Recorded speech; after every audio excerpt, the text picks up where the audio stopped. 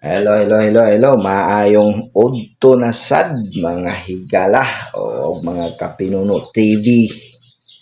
Kamusta namong tanan diha? Naa pud tani sa atong mga herbal explanation og kanang matun-an nato kung unsay tambal ani klase nga herbal. Okay, bago ninyo na i-scroll, paminawa sa ko ninyo.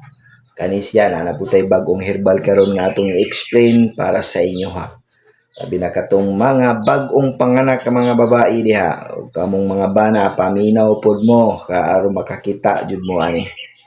Kani siya, dili ko albularyo, dili po ko manambalay, dili po ko doktor, pero base ni sa akong experience.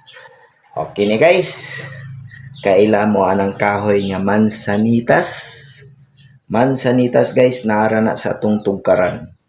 Ang dahon ana mao ni guys oh. Mansanitas guys ha.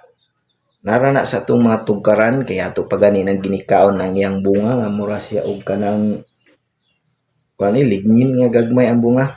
Paborito po nas pirok-pirok. Ako gani ko subo kay kumukaon na nabastahin og. Kana siya guys, kani usa ka mansanitas makita na to ni sa tuwa ni mga tugkaran. O wala ta kabalo kung wala mo na sayod, usa ka na ka herbal. Kana iyang panit guys, panit sa mansanitas. Number 1 na nga tambal sa bughat, labi na katong mga bagong panganak. Ha? Panit sa mansanitas, inyoha lang ng lagaon na ninyo. Katong iyang tubig, mo to ihimo ninyo og tubig pod. Ha? Kani guys, na experience po nako ni. Nabuhat na ko ni sa akong asawa, kaya akong asawa bughaton kaayo na kay cesarean na kada anak. 3 ka anak cesarean na siya tanan.